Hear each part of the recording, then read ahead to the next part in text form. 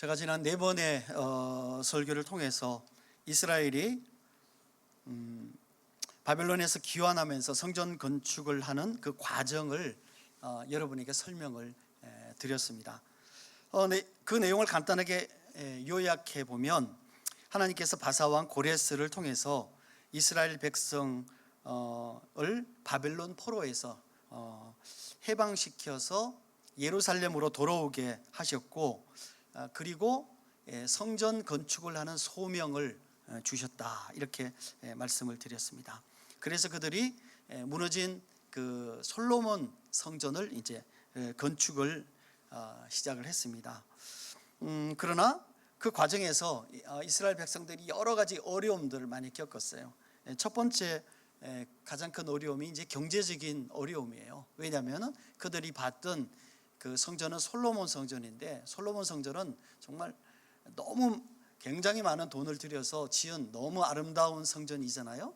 그러니까 그런 성전을 생각하고 지으려고 하니까 자기들이 가지고 있는 그 경제적인, 재정적인 것은 너무 작은 거예요. 그래서 이 경제적인 어려움이 있었습니다. 두 번째는 그 주변에 사는 그 이방 주민들이 이스라엘 백성들이 성전 건축을 못하게 많이 방해를 했어요. 그래서 그 행정 정부에다가 탄원서를 내서 그 페르시아 정부로부터 성전을 건축 중단하라 하는 명령을 받았단 말이죠. 그래서 거의 이 성전을 짓는 것을 포기하게 되는 그런 과정까지 왔었다, 그랬습니다. 그러나 하나님께서는 그걸 그냥 두지 않으셨어요. 하나님께서는 페르시아의 왕 고레스 뿐만이 아니라 아닥사스다 왕, 그 다음에 다리오 왕까지 다 합쳐서 동원해서, 그 왕들을 다 동원해서 이스라엘 성전 건축을 지원하셨어요. 이들의 지원은 단순히 성전 건축을 하는 데 뿐만이 아니에요.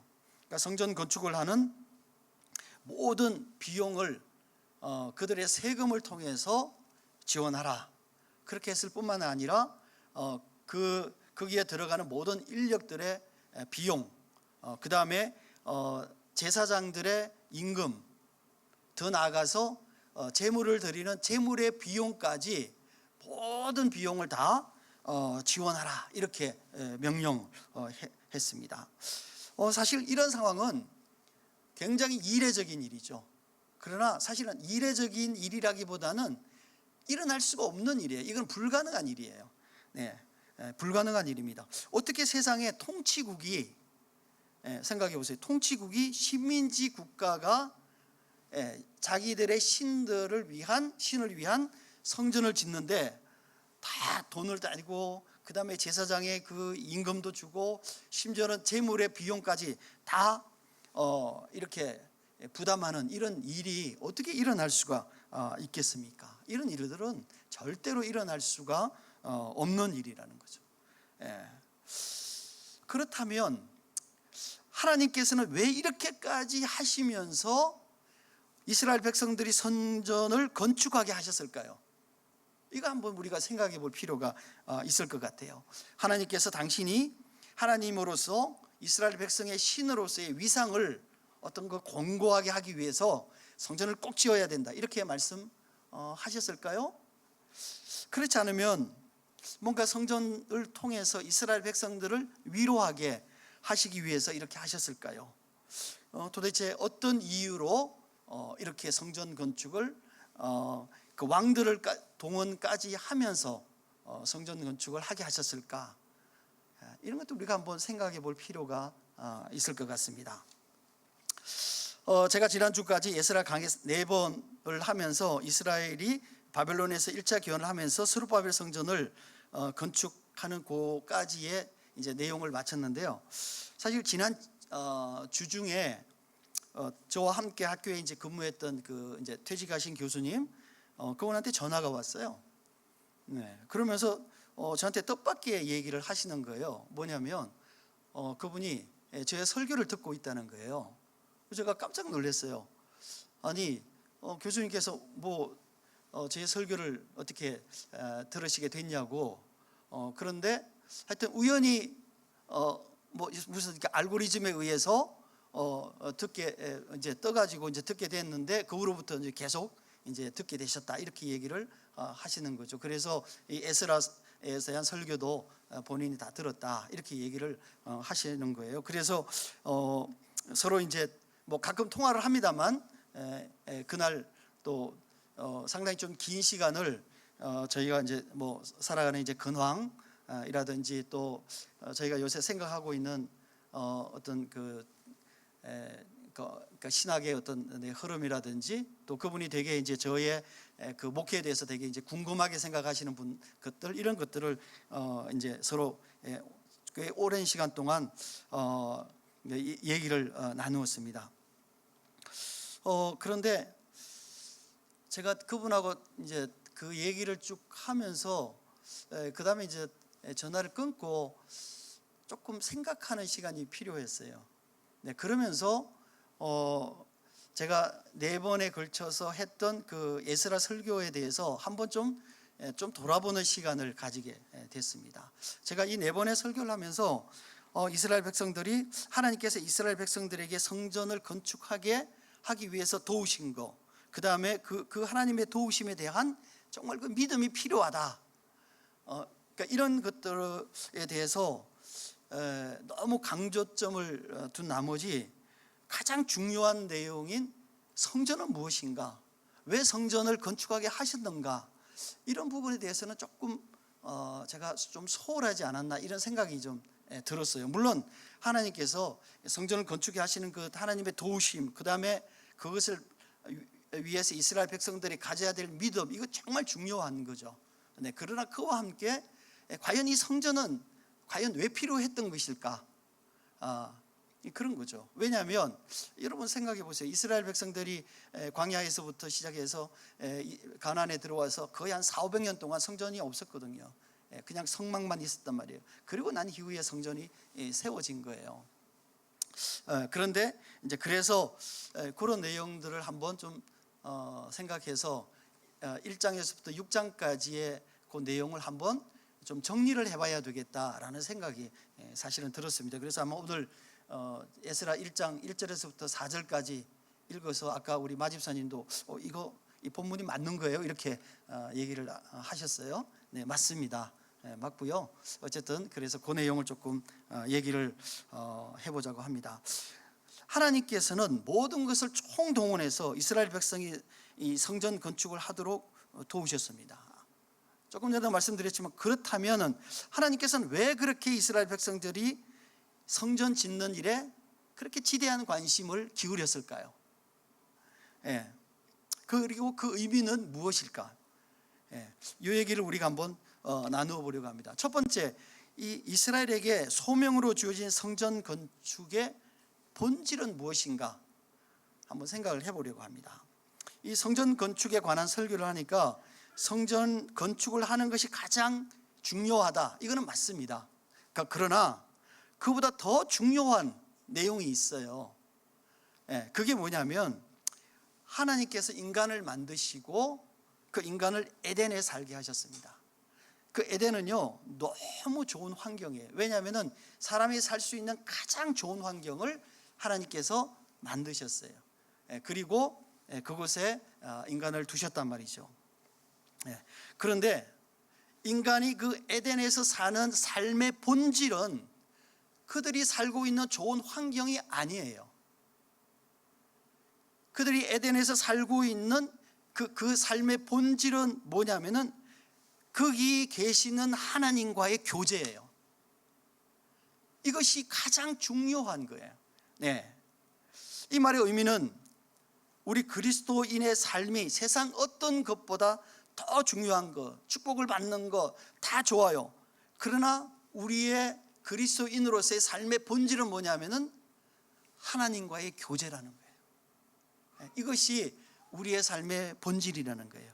왜냐하면 이 교제는 나 자신의 하나님 앞에서 나와 하나님과의 관계를 규정하기 때문이에요. 나는 하나님과 어떤 관계인가, 이거를 규정하는 거예요. 네. 그러나 이 아담과 하와는 그 의미를 충분히 이해하지 못했어요.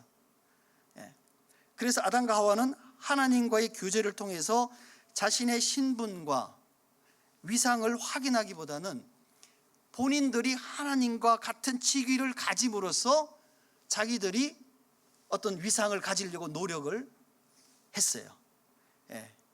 이것이 바로 하나님의 명령을 어긴 거죠. 범죄한 거죠. 그래서 이 범죄로 말미암아 아담과 하와는 하나님과의 영광스럽고 친밀한 이런 교제가 단절되고 말았던 거예요. 이런 단순한 교제 단절이 아니라 그것은 죄예요.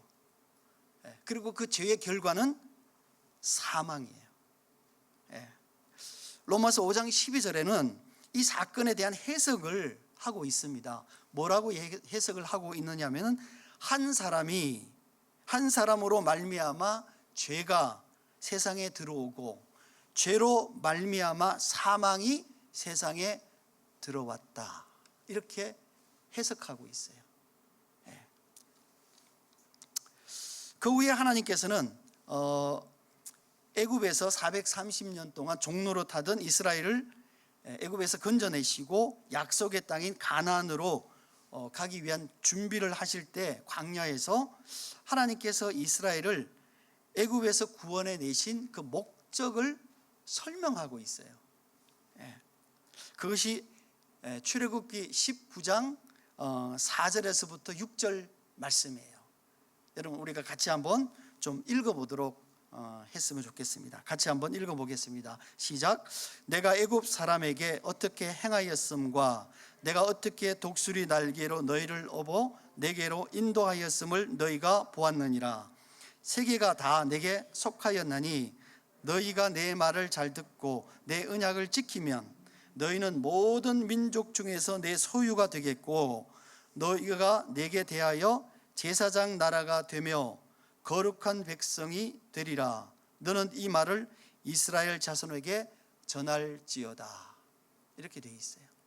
이게 전체적으로 출애굽을 한 이후에 그 시내산 광야에서 하나님께서 광야를 건너기 전에 하나님께서 이스라엘 백성에게 하신 말씀이에요. 그러니까 이 말의 본질은 그러니까 뭐냐면은 이스라엘 백성의 정체성을 분명하게 하고 있어요. 이스라엘 백성의 정체성이요. 이스라엘 백성의 정체성은 뭐냐면은 제사장 나라가 되게 한다. 이런 거였어요. 그리고 너희는 내 백성이다. 이런 정체성을 얘기를 하고 있는 거예요. 그리고 그들에게 하나님의 백성으로서 지켜야 될 계명을 주셨습니다. 이것이 십계명이죠. 십계명과 여러 가지 각종 계명들이에요. 그리고 그 계명과 함께 이스라엘에게 주신 것이 뭐냐면은 성막이에요. 성막이에요. 이 성막은 제가 여러분에게 말씀드린 것처럼 이 성막의 의미는 뭐냐면은 임마누엘이다 이렇게 말씀을 드렸어요. 임마누엘은 하나님께서 우리와 함께 하심이다. God with us 이거예요. 하나님께서 우리와 함께 하심. 그러니까 이런 것이죠. 그들이 한 번도 이스라엘 백성들이 한 번도 경험해 보지 못한 이 무섭고 두려운 이 광야, 큰 그 신광야를 지나는 이 과정을 내가 너와 함께 하겠다 하는 이 약속이 뭐냐면은 이 성막이에요. 이 성막이에요. 그리고 이스라엘 백성이 가나안에 들어온 후에 솔로몬에 의해서 이 성전이 지어졌어요. 이 성막은 광야를 지날 때에 어떤 임시적인 그런 어떤 그 모형이었다면 이 성전은 땅 위에 세워진 하나님의 거처다 이렇게 얘기를 했어요. 따라서 이스라엘은 하나님께서 그곳에 계신다는 생각을 했기 때문에 그 성전을 정말 소중하게 생각을 했어요. 성전을 정말 소중하게 생각했어요. 그러나 분명한 것은 이 성전이 아무리 아름답고 화려하게 지었다고 할지라도 이는 불완전한 거예요. 여기서 불완전하다는 의미는 이 성전이 잘못 지어졌다 이런 의미가 아니라 성전이 하나님이 아니라는 거예요. 성전은 건물이라는 거예요. 건물이라는 거예요. 이 성전은 하나님께서 이스라엘과 함께 하신다는 상징일 뿐이지 하나님 자체는 아니다라는 거예요.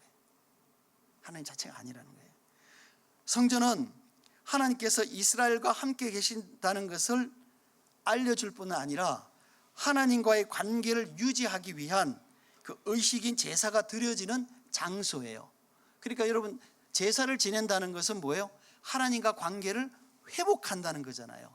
네, 그 장소이지 그것이 곧 하나님은 아니라는 거죠.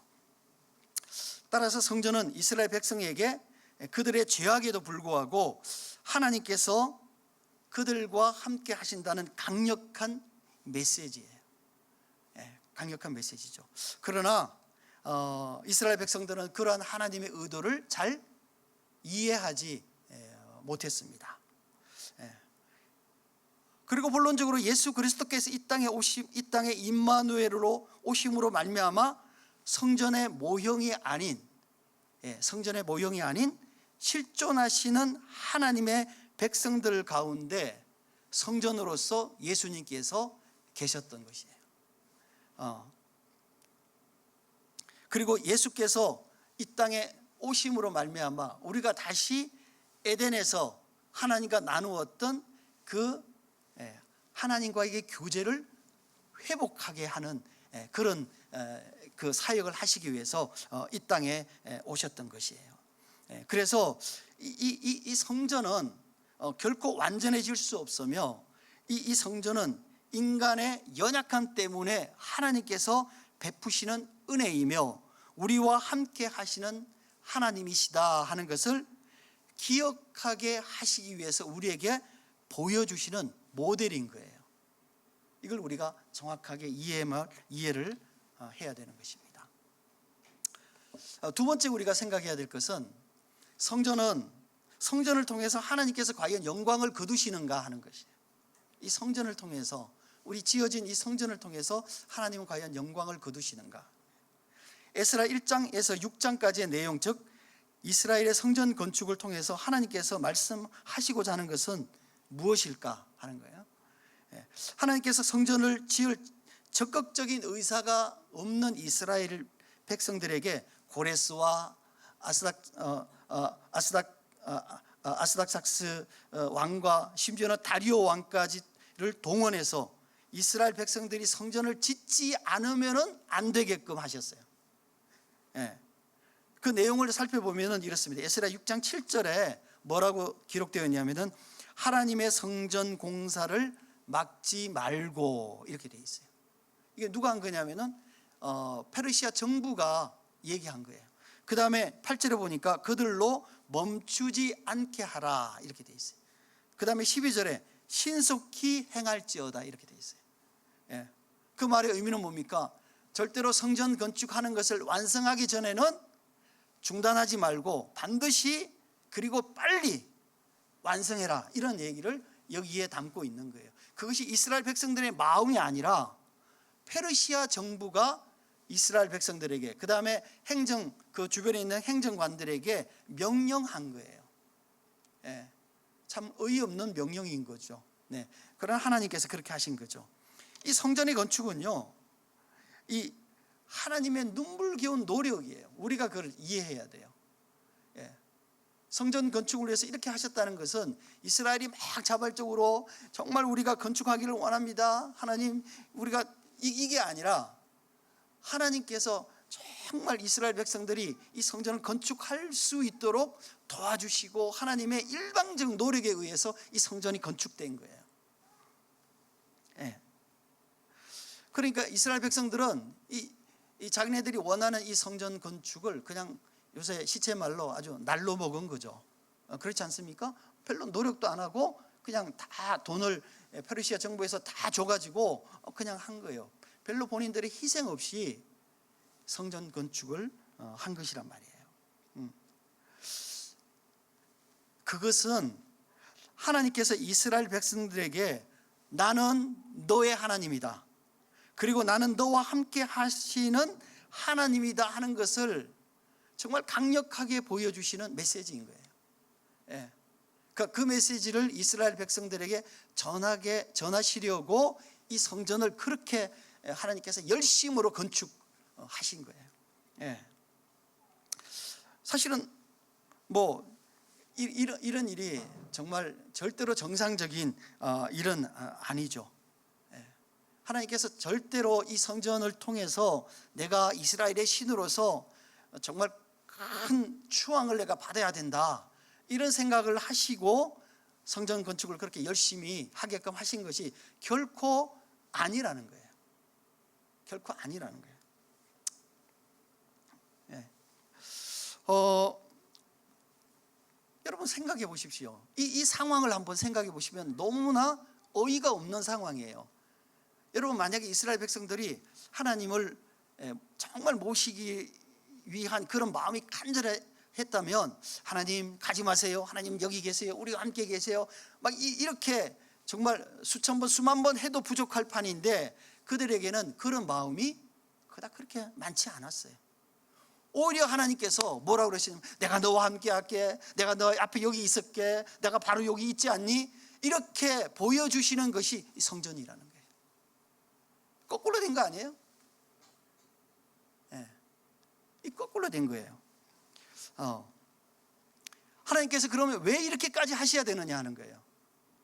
하나님께서 왜 이렇게까지 하셔야 되냐면은, 하나님께서 이스라엘을 너무 잘 알기 때문이에요. 이스라엘 백성들, 그 사람들이 누구인가를 너무 잘 알기 때문인 거예요. 여러분, 이스라엘은요, 잠시 눈만 떼면 어디론가 사라지는 어린아이와 같은 거예요. 예. 저희 민찬이가 있잖아요. 예, 민찬이를 가만히 놔둬 보세요. 한 1분만 지나면 민찬이는 어디 갔는지 없어졌어요. 예, 우리가 다 동원해가지고 민찬이 찾으러 다녀야 되는 거예요. 예, 이게 이스라엘이에요, 여러분. 그리고 또 조그마한 서운한 일이 있으면 다시는 보지 않을 것처럼 이 독한 말로 하나님에 대해서 불평하는 사람들이 누구냐면은 이스라엘 백성인 거예요. 여러분, 우리가 우리의 철없던 시절을 한번 생각해 보십시오.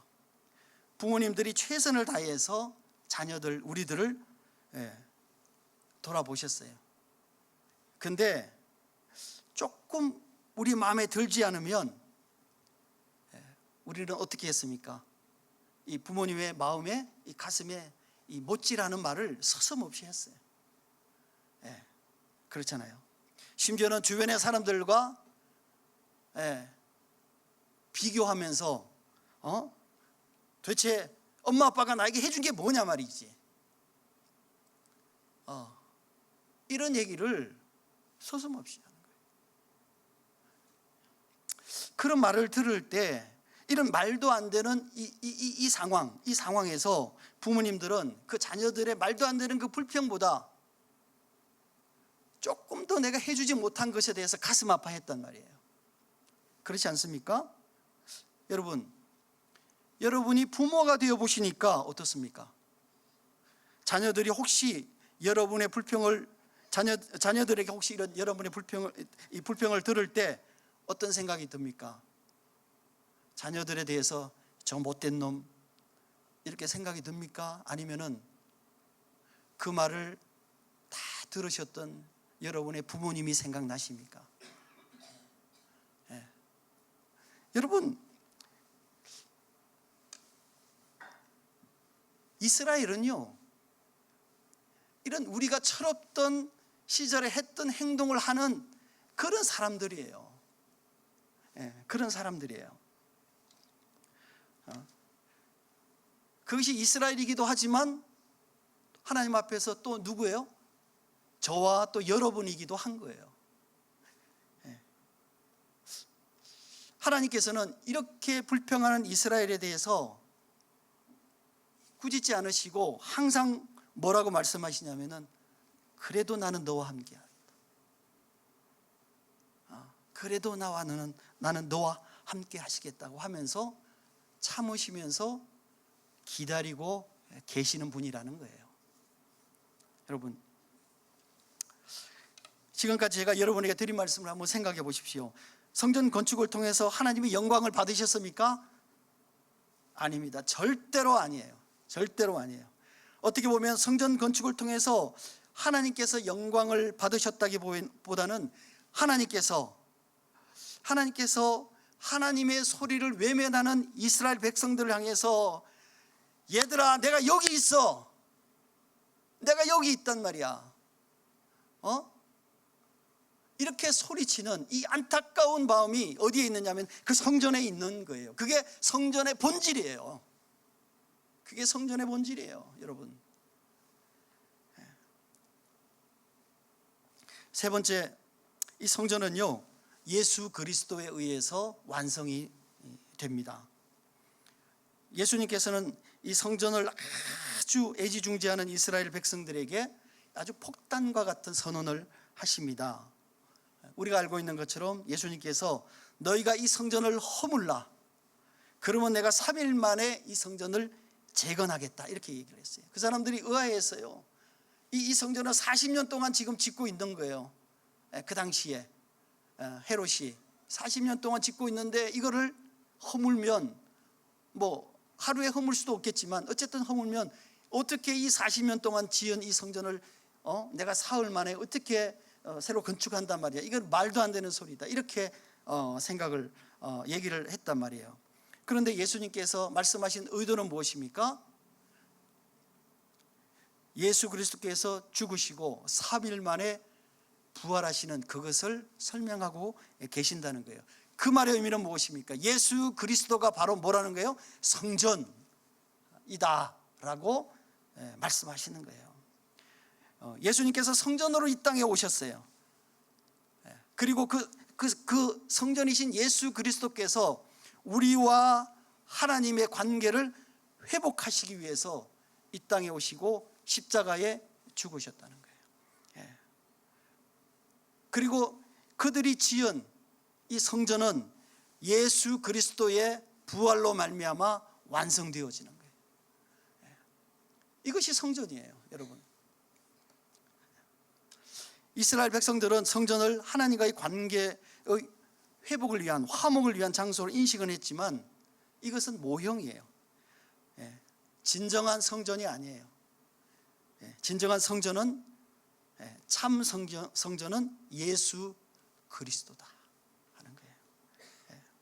그리고 예수 그리스도께서 이 죄인인 우리들과 하나님과의 관계를 회복하기 위해서 매번 성전에서 드리던 제사, 그 제사 말고 자신의 몸으로 한 번에 드리는 영원한 제사이신 십자가를 통해서 이 성전을 완성하셨다, 이렇게 우리가 생각해 볼 수 있습니다. 이것이 성경에서 얘기하는 이 성전의 진정한 의미예요. 하지만 이스라엘은 여전히 그 세워진 눈에 보이는 그 성전에 집착하고 있다는 거예요. 성전이 그들에게 가장 중요한 장소라고 생각하고 있는 거예요. 여러분, 혹시 우리도 그런 오류를 범하고 있지 않는지 한번 생각해 볼 필요가 있습니다. 아직도 많은 교회가 예배당을 성전으로 착각하고 있어요. 이스라엘 백성들이 성전을 건축하는 마음으로 자신들도 그런 마음으로 성전을 건축하려는 마음들을 가지고 있어요. 물론 그 마음은 좋은 마음이에요. 그러나 분명한 것은 그 보이는 성전 그 어느 곳에도 예수 그리스도는 있지 않다는 거예요. 그리고 그 성전에 집착하는 그 마음 어느 곳에도 하나님은 계시지 않는다는 거예요. 우리가 이것을 분명하게 이해할 필요가 있습니다. 그런데 사람들은 왜 성전에 그렇게 집착하는 걸까요? 왜냐하면 그들의 마음 가운데 그리스도가 계시지 않기 때문이에요. 극단적으로 얘기하면 계시지 않기 때문이에요. 그래서 보이는 것에 집착하는 거예요. 그 보이는 것을 통해서 훌륭한 것을 내가 지으면 내가 하나님을 잘 모시고 있는 것처럼 보여질 거라고 착각하고 있는 거예요. 여러분, 우리의 마음은 사람들이 알아주는 것이 아니라 누가 알아줘야 됩니까? 하나님이 우리의 마음을 아시는 거예요.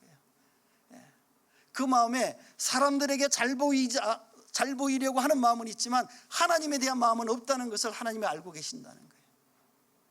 이게 보이는 성전에 집착하는 사람들의 마음이라는 거예요. 하나님에 대한 태도라는 거예요. 성전은 이미 허물어졌고요, 그 자리에 예수 그리스도의 십자가가 세워졌음에도 불구하고 우리는 여전히 우리의 기분을, 우리의 눈을 만족하는 성전을 세우고 싶어 하는 거예요. 여러분, 예수 그리스도만이 참 성전인 것을 우리가 분명하게 알아야만 합니다.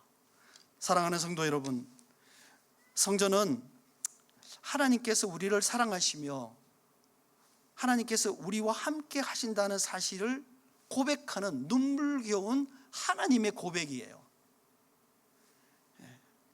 세상의 어느 신이 자기가 피조물이며 자기의 백성들을 향해서 내가 너를 사랑한다, 내가 너를 사랑한다 라고 고백하는 신이 어디에 있습니까?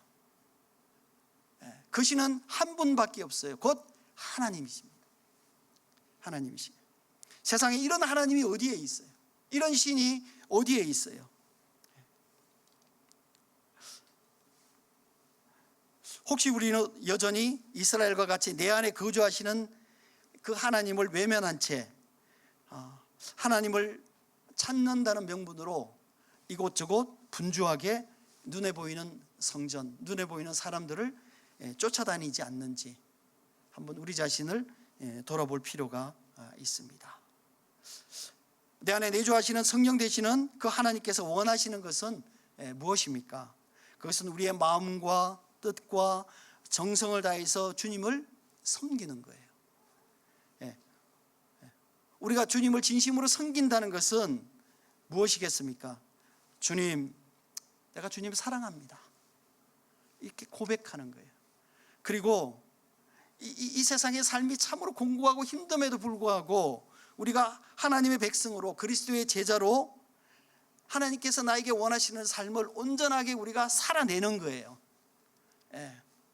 이것이 내 안에 성전 되신 예수 그리스도가 하나님께서 계신다는 표정인 거예요.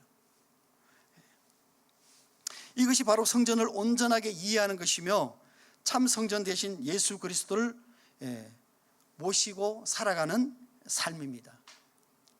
이것이 하나님께서 우리에게 원하시는 삶이에요.